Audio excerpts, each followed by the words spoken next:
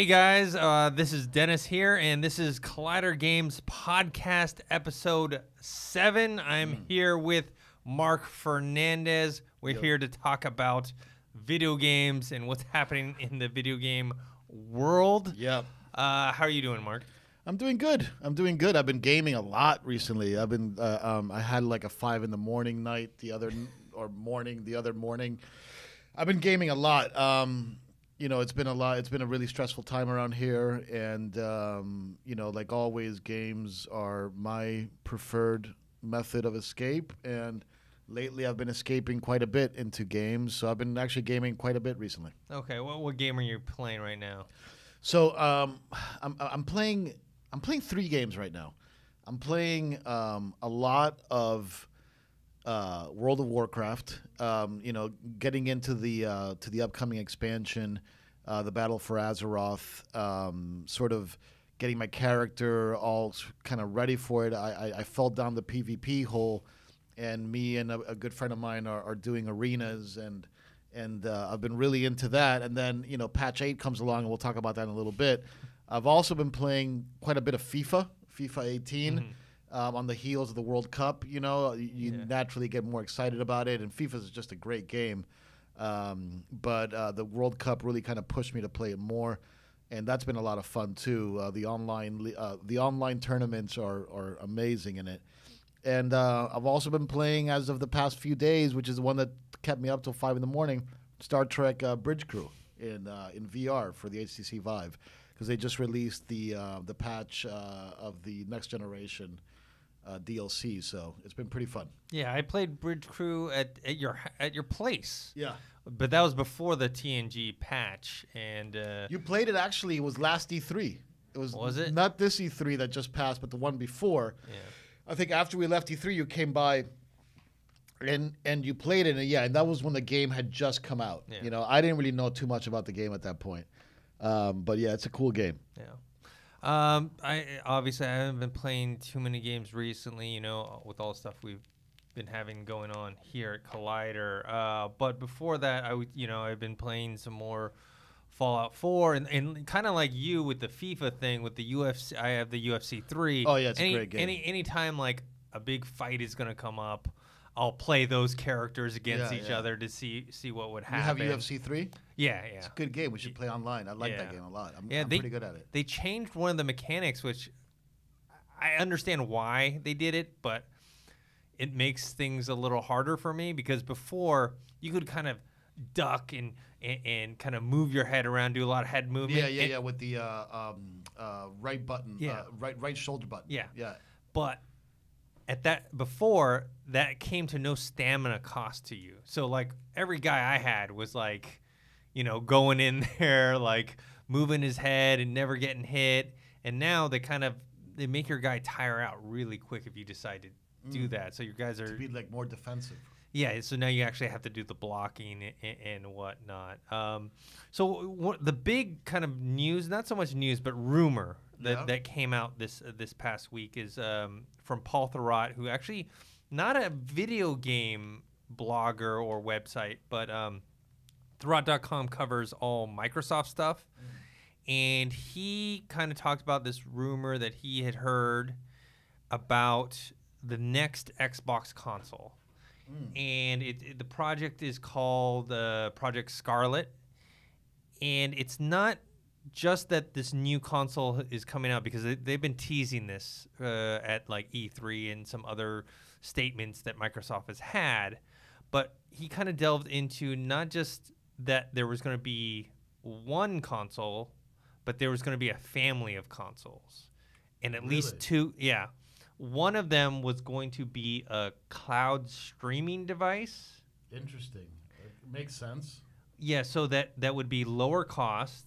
Wouldn't have like an optical drive or anything like that, and even the specs for it probably wouldn't be that up there, because really all essentially it's doing is it's taking the input from your controller and sending it to the servers, the cloud, that is actually processing the game. So really it's just a video feed, right? You're controlling a video feed that's being processed on the cloud and sent back. Yeah, you're controlling your stream. So look, I obviously have been in the game industry for a very long time. So I just texted somebody who will remain nameless, but I do have a source at Microsoft high up. Nice.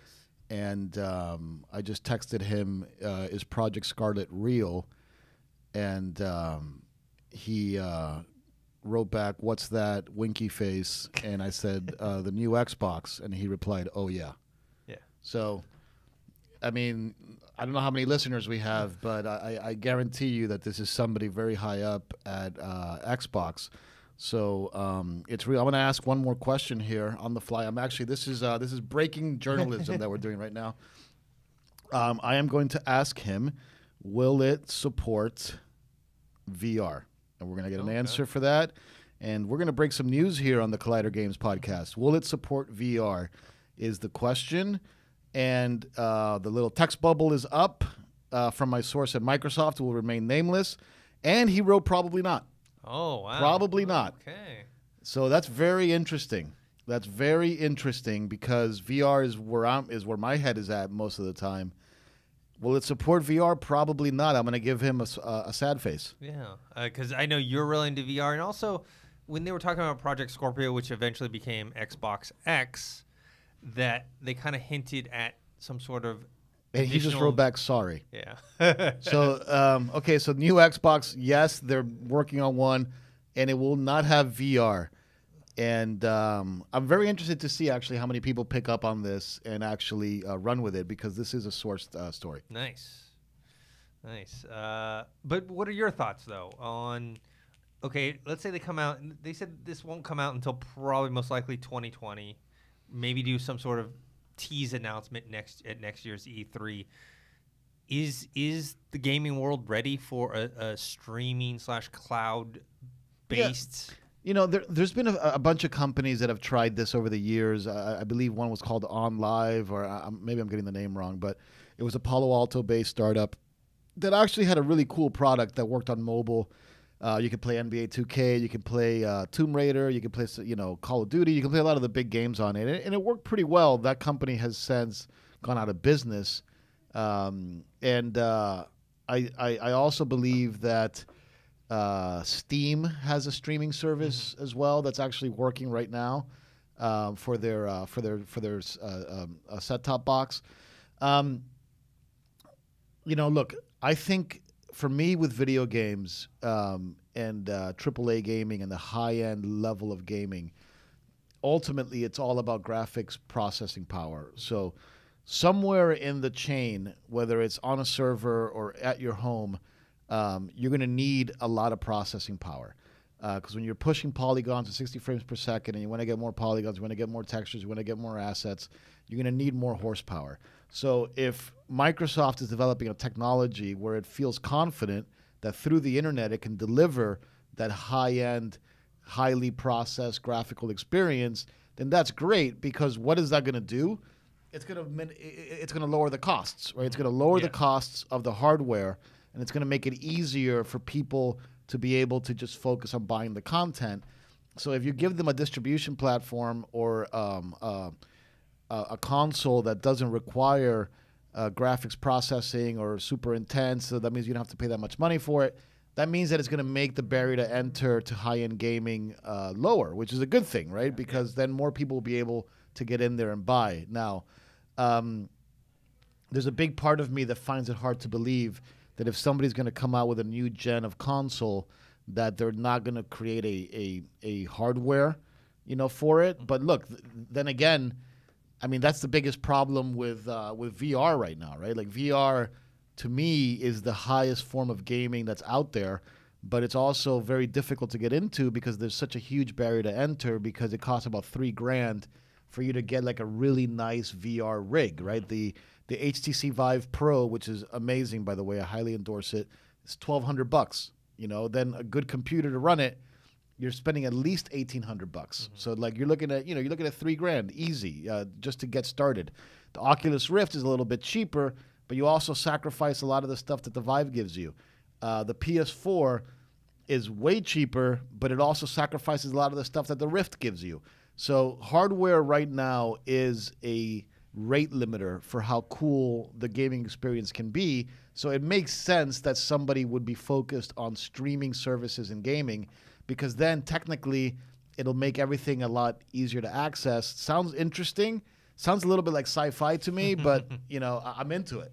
Yeah, because then if you can get, let's say, the streaming upload and download of essentially what you're doing is you're sending your information of your interaction to the server, and they're processing all the graphical power and sending you the video back, right? Yeah. Theoretically, then, if you have it at a certain rate, you wouldn't have to necessarily upgrade your console that often. It's just internet. It's just internet because at that point.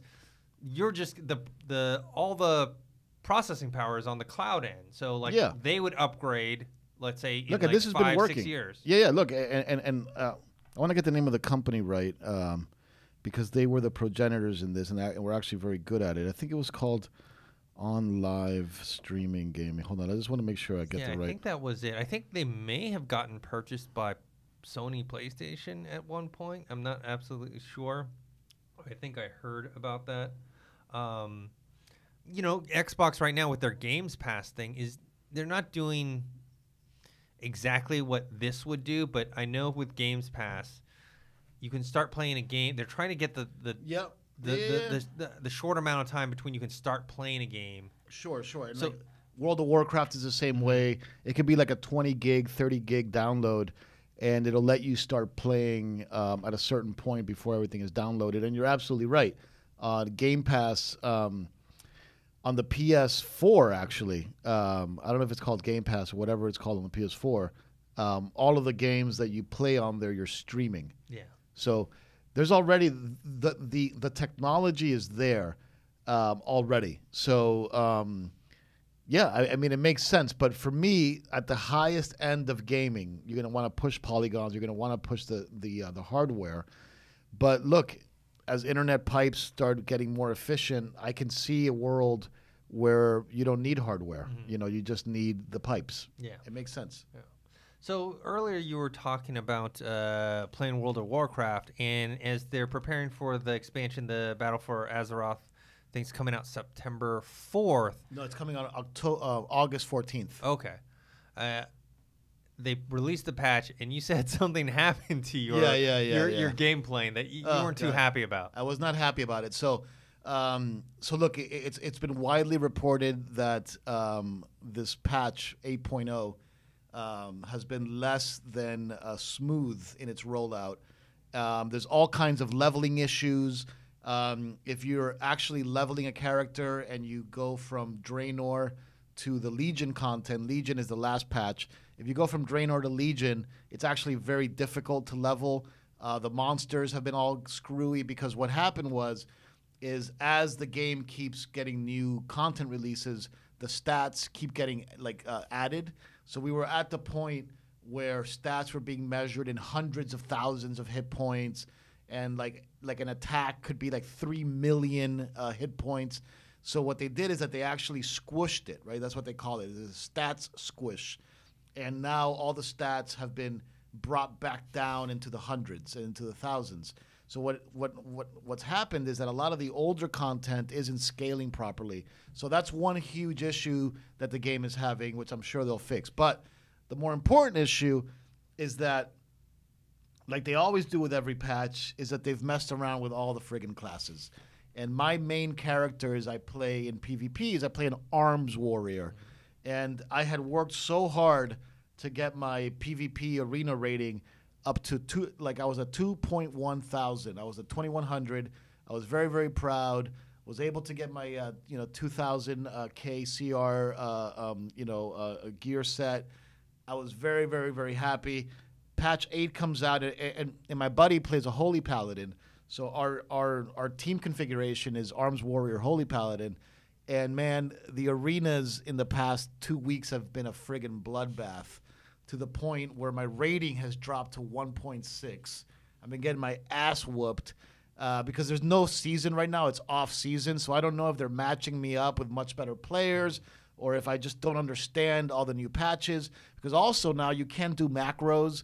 Everything is on a global cooldown. I mean, I'm getting really nerdy here, but like they've messed around with so many of the core elements that in Warcraft that I was getting so used to when it came to PvP, and now they're completely different. I'm having trouble adjusting. My buddy, the Paladin, Paladin was a super OP class, he feels like he's not healing me as well.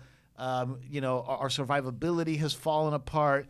It's been a friggin' mess, and it's been hurtful, and it's been troublesome. And look, but at the end of the day, this happens with WoW every single patch.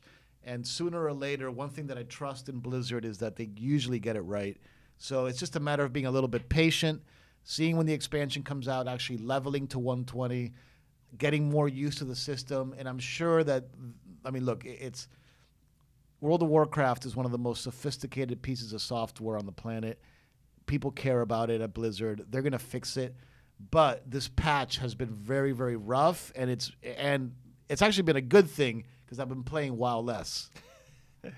I haven't played WoW at all because I knew that if I ever did, I would play it all the time and never do anything else. Yeah. But I am familiar with Blizzard and Blizzard patches because I was obsessed with StarCraft when I was in college. 1 or 2? The first one. Oh, the first one. Yeah. I purposely did not buy the second one because I also knew so that good. The second one is so good. But they always release patches to help, obviously, bugs, but also to balance out the races. Sure. And so after your while, you team up much like you did. I would team up with my friends, and so I would play Protoss, and he would play Zerg, or he would play Terran. Right. And we would, use our combined strengths to fight off people. But then once they change something like a refresh fire rate or the power of a certain thing or certain things like that, then you lose that skill or that flow, and you got to readjust to whatever it is. Or like we used to call it back in the old days of WoW, that flavor of the month. Like there's always that thing that people figure out that is like, this is the best way to do it. Yeah. And it's funny because I've been seeing a lot of videos online about what the best melee PvP classes are for Battle of Azeroth, but I'm sure they're going to change all of that. So I've made a point. I'm not playing WoW so much anymore until the new patch comes out on August 14th, and then I'll level up to 120 and hopefully get my PvP sea legs back. All right, another piece of news that came out, this is kind of crossing over to kind of what we also do over at Collider, is that for the game Star Trek Online. Oh, okay, yeah. There's going to be a Discovery expansion pack. And Star Trek Online is a free game. I think it's been out since like 2010. The graphics are not good on this. So first of all, I used to play it a lot. Oh, really? Yeah, okay. yeah. So I'm a big STO guy from the early days. I played it at launch. I was actually in the beta. Played it at launch. Played it heavy into launch. Was one of the first end gamers in Star Trek Online. I was very, very into it. The space combat is amazing. Some of the early dungeons were really, really interesting. A combination of like space combat with like ground combat. Very, very cool game. I fell off of it, and I know it's had a lot of expansions since then. Yes. I haven't played it in maybe 5 years, but one thing I do know, because we're very friendly here with the folks at CBS and with the folks at Star Trek, that Star Trek Online is actually their most successful video game license to this day. So out of all the video game licenses that Star Trek has, Star Trek Online is the king. And look, I got to say, I'm very impressed. And something that's really cool about Star Trek Online that's very near and dear to my heart is that it's currently run, or it was made by a company called Cryptic. Yeah. And Cryptic, I will forever cherish the company Cryptic, because Cryptic gave me my first MMO that I ever played, which was City of Heroes. And City of Heroes was my introduction into the MMO space before Star Wars Galaxies, which became my favorite game of all time. Cryptic has been at this for a long time. City of Heroes was a masterpiece, and they went into this Star Trek Online thing, and to their credit, between them and Perfect World, they've kept this game alive for all of these years, to the point where right now supposedly it's a thriving community. I'm sure it doesn't have a ton of people playing it, but I think it has a ton of very loyal people playing it. Yeah, I mean, it was released in 2010, and at the time you had to purchase it. But I think in 2012 they relaunched it and had a free to play. Yep. You know, so anyone could play, just like how you have Fortnite now, and there has been a bunch of expansion packs for it. Let me list off the ones they have: Legacy of Romulus. Yeah, I think that was the first one. Yep. Delta Rising. Yep. Agents of Yesterday. Victory is Life, and then now they're doing a Discovery package, cool. which is good because Star Trek Discovery has been a big hit. It has been for yeah. CBS All Access, and kind of I think it's a good idea to kind of bring maybe some of those fans that maybe were not familiar with this game, or maybe even people who weren't even familiar with Star Trek in general, that are liking the Star Trek Discovery show, and bringing them over to play this game. Yeah, and like, look, if you haven't tried Star Trek Online, like Dennis is saying, it is free to play, so it's easy to go out there, make a tune, level up 10 levels or whatever it is, just to get a taste for it. But when I played it at launch, it was a very, very cool game. I was really into it. I fell off of it because once you end game and once the end, like, I'm into endgame, I'm into PvP. And when endgame and PvP doesn't have progression within the endgame, it becomes difficult to stay interested, and that's where I fell out. But I think one of the most innovative things that Star Trek Online did, and to me is what I became obsessed with, is that they actually released a mission creator. They call it the holodeck, or there's a name for it. I think it's holodeck or something like that. But basically, it gives you a really robust editor that allows you to create your own missions. Oh, nice. And it allows you to create your own missions and share them with the community. And the missions have you can put dialogue, character interaction, story, enemies, combat. You can build your own sets. I mean, it is a very, very complicated, very thorough mission editor, content creator that allows for this sort of user-generated content to thrive inside Star Trek Online. And some of the missions that are made by the fan base are absolutely incredible. So if you're into being creative, if you're into MMOs, if you're into like Star Trek, I do highly recommend Star Trek Online, and I recommend that you test out I think it's called the holodeck, which is their content user-generated content creation system, which is the best one that any MMO has ever had.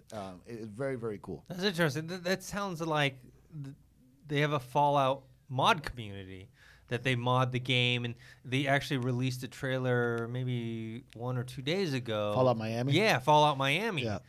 And that people are investing a lot of time creating this storyline and this location and characters, and it's just one of those things that I think is really cool. All right, so the last thing I kind of have on here is they're going to release this Halo arcade game called Halo Fireteam Raven, and I think it's exclusive to Dave & Buster's. It's kind of like the Jurassic Park game where there's like you have like 4 people at the same time kind of shooting.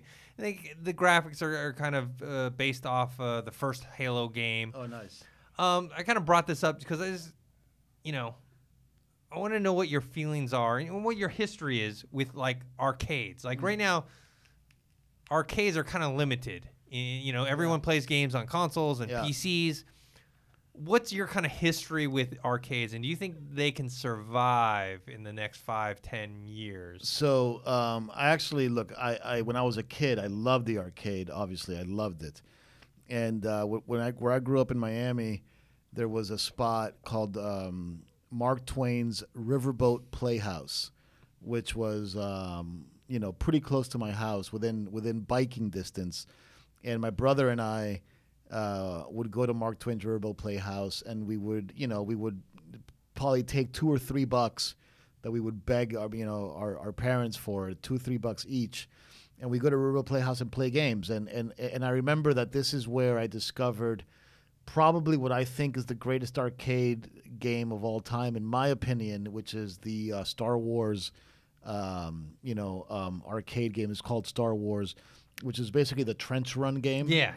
I love that game. Yeah, which was like polygonal graphics, vector-based polygon graphics, which at the time was crazy because that is the progenitor of 3D graphics, as we all know, because they were built on polygons, and you could sit in it, and it had like a little like control, that felt like a little spaceship control, and you can hear Alec Guinness's voice, "Use the Force, Luke," and then you can also hear Darth Vader. And it was a great game, the trench run game, and you felt like you were in the trench run, and it was a very difficult game for me anyway. I was never very good at it, but I loved playing it, and I lost a lot of quarters in that game. Also, in those days, I remember that the other game that I thought was fascinating was Track and Field, and Track and Field by Konami at those days. The cool thing about it was that it had all these different events, and it had a bunch of buttons, and it was a button mashing game to you alternate between the buttons to get the guy to run faster and do all sorts of different things. And people started innovating ways to make the buttons faster. And the trick that we used to use was to get a number 2 pencil, and you used to put it in between your pointer finger and your index and your third finger, and then you would tap it like that, and people would play it like that, and it was great. And then of course Tron. Tron was like this other game that seemed like super high end, and because it had all these different little mini games. Yeah. My personal favorite, the one that I actually got good at, there was 2 that I thought I was pretty good at, was Spy Hunter, by Midway, and Spy Hunter and Pole Position. Pole Position, I believe, was Atari. I'm probably going to get that wrong. Probably somebody will scream at me. But I believe Pole Position was Atari, and Spy Hunter was Midway.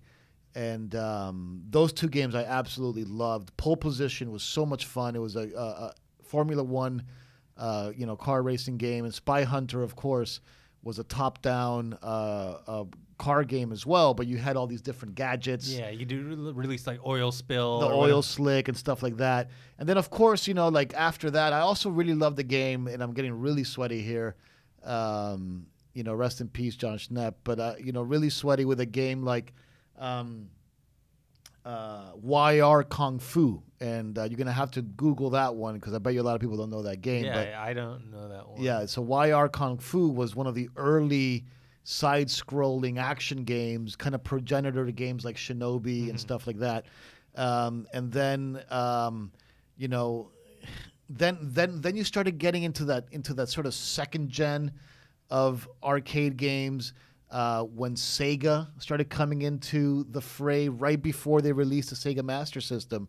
The real reason why Sega was able to release the Sega Master System is that right before that came out, they had a lot of success in the cabinets with games like Outrun, which is Shokusugi game, with games like Afterburner, right, which takes the Top Gun phenomenon, puts you in a cabinet that actually has hydraulics in it, and the whole cabinet moved as you were flying this game. And then, of course, Space Harrier, right? So that sort of holy trinity of Sega games of Outrun, Afterburner, and Space Harrier really changed, I think, cabinet gaming. And that was, to me, when it was at its peak. And then, of course, right after that, when consoles and, Sega and Nintendo really started making the console games comparable in quality to the cabinet games, then you get that next gen, which is the SNKs and the Neo Geo stuff, and like SNK versus Capcom, and the Teenage Mutant Ninja Turtles game, and NBA Jam, and like to me that's the end. To me that's the end. It doesn't.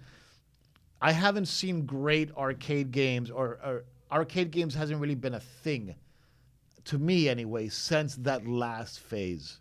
Yeah, I mean, I think it's more one of those things now. They're marrying arcades with bars, There's a lot of barcades now. It's kind of this thing where people will go in groups or on a date, and they'll drink a lot of beer and then kind of reminiscent and play these old games or whatnot. I mean, I remember that Star Wars game. I played it at the only time I would be able to play is whenever we went to the roller rink. And the only time we went to the roller rink is if it was someone's birthday. Sure. And then, of course, instead of roller skating, I would go play video games instead. Of course. And I love that game. I could beat on one quarter, I would beat the first pass, which, you defeat the Death Star, it blows up. But then you have to start it all over again, and it's much, much harder. I can never get past that second run. Look, and shout out to it wasn't my personal favorite, but it was one of my brother's favorite games. And then I became a big fan of the game on the Commodore 64 when I got a version of it on the Commodore. But Gyrus is another incredible old cabinet arcade game that if anybody wants to go out there and do some MAME love, Gyrus is a good one. Just to tie it into VR for a second, there's a VR game that's available, I believe, on all the major VR platforms. I know it's on Vive. I know it's on Oculus. I don't know if it's on PS4 or not, but it's called, I believe it's called Neon Arcade. And it's basically a VR MAME emulator that looks like an old 80s arcade. And you can, it's incredible. You can literally, like when you go get MAME files, you can get the MAME file that also has all the cabinet art. So in this game, you just input all that data, and it makes you this arcade with all of the cabinets, one-for-one replicas of all the cabinets, and you can play them with your VR controllers.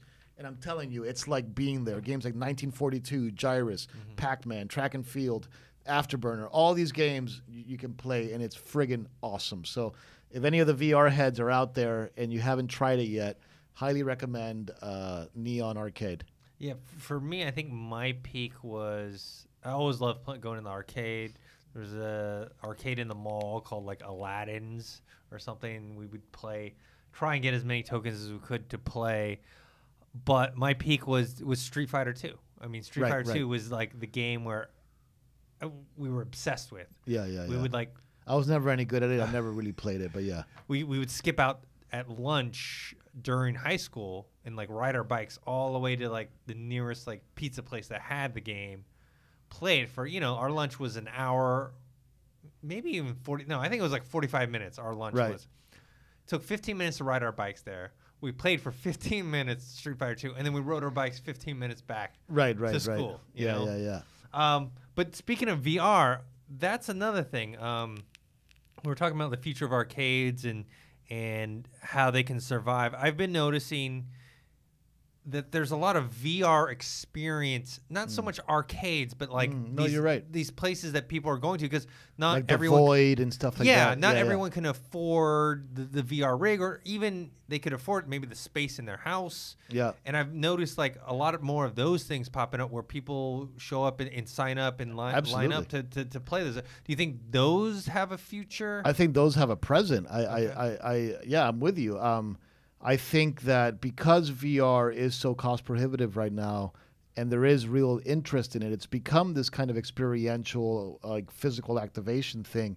And even I was blown away, but even at Comic-Con, they had a VR activation for Mission Impossible Fallout or whatever the movie is called. Yeah. No, actually, was it Fallout or was it the Jack Ryan? It might have been the Jack Ryan. I think it was the Jack Ryan thing. Yeah. I think it might be the Jack Ryan thing, but they had people with a backpack HTC Vive rig, which is basically, for those of you who don't know, it's the HTC Vive with a portable computer that you wear on your back, so that you can like move around unencumbered with the wires and stuff. And they had this thing where you were in the VR, but you were physically ziplining. Yeah, I saw some photos of so it's like you're doing something crazy like ziplining. You can't even see what you're doing. You're inside the VR world, feeling all the physical feedback of doing something as crazy as ziplining, but you're wearing a VR rig. I mean, it's quite interesting how they're blending locomotion with VR. And like, look, for all the VR heads out there, you know that the number one problem with VR is locomotion, right? People get seasick with true motion.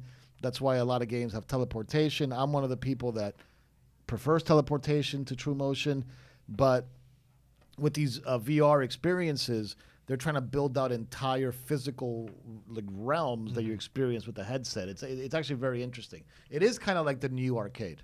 Yeah. It just requires a lot more space and a lot more technology than just a cabinet sitting there. But it kind of makes sense because just like, the way movie theaters are going now, right? Like people are going to movie theaters to see the spectacle films because they want to see it on the big screen with big sound and whatnot, something they can't see at home.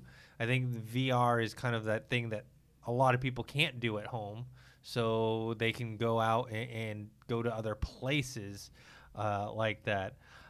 So that's it for this episode of the Collider Games podcast. Yeah, and like just to not to interrupt you, Dennis. One thing I do recommend out there for the VR heads, check out TNG's downloadable content for Star Trek Bridge Crew. If you ever had a dream or a fantasy of sitting on the Enterprise bridge, engage, fighting the Borg, it's really, really cool. Yeah, definitely. I played the one before TNG, and then hopefully I'll get to play the TNG one, especially because that is my favorite of all the Star Trek series. Marc, where can people find you? Look, you can find me obviously all over Collider. Follow Collider at Collider Videos. My personal one is at Marc Fernandez 76. And we also have this podcast that you can subscribe to, which is on the Collider Factory podcast. And also we have the Collider Games YouTube channel. That's youtube.com/Collider Games. You can find me on Twitter at Thinkerero or on Instagram, dennis.tzng. And thanks for listening and watching, and we'll talk to you guys next time.